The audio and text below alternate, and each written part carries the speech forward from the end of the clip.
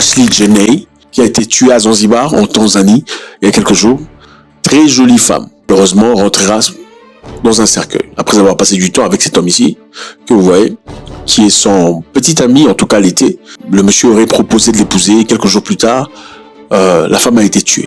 Mais avant de commencer, je pense qu'on va lire un peu le rapport de la police de Zanzibar. La police de Zanzibar a confirmé que le suicide est la cause du décès de l'influenceuse américaine de 31 ans, Ashley Robinson, mieux connue en ligne au nom de Ashley Janney. L'influenceuse est décédée pendant ses vacances avec son fiancé en Tanzanie. Et des rapports initiaux avaient suggéré un possible acte criminel ou full play. Voilà le fiancé.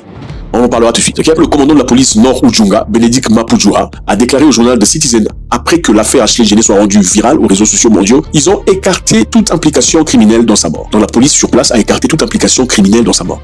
Je continue. Il a indiqué que l'incident s'est produit le jeudi 9 avril 2026, lorsque la femme se serait pendue en utilisant un morceau de tissu provenant de sa robe à l'intérieur d'un armoire. Donc la femme se serait pendue à l'intérieur d'une armoire. Waouh.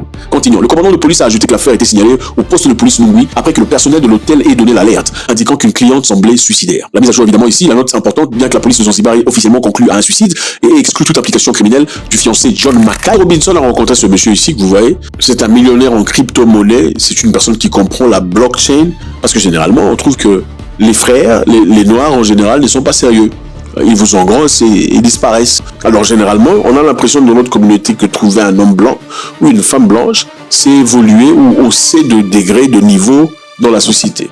Le rêve de beaucoup de femmes en tout cas. Trouver un homme blanc, millionnaire en cryptocurrency, une personne qui est folle de toi, une personne qui t'emmène voyager à Zanzibar et ailleurs, une personne qui te traite comme une reine, une princesse, bref. C'est le rêve de tout le monde. La fille a reçu beaucoup de messages venant des gens disant félicitations. Félicitations pourquoi? Parce qu'au jour de son 31e anniversaire, le monsieur aurait proposé de l'épouser. C'est quand même bizarre de voir partir de là jusqu'à se retrouver dans des conditions où son corps est renvoyé aux États-Unis. Ma question, la première est celle-ci. Comment peut-on partir d'une situation où on célèbre l'anniversaire, on célèbre la possibilité de se marier? Ensuite, on se retrouve dans des conditions de mort. Il y a un rapport qui dit que les deux personnes étaient séparées. On leur avait placé dans deux chambres totalement différentes.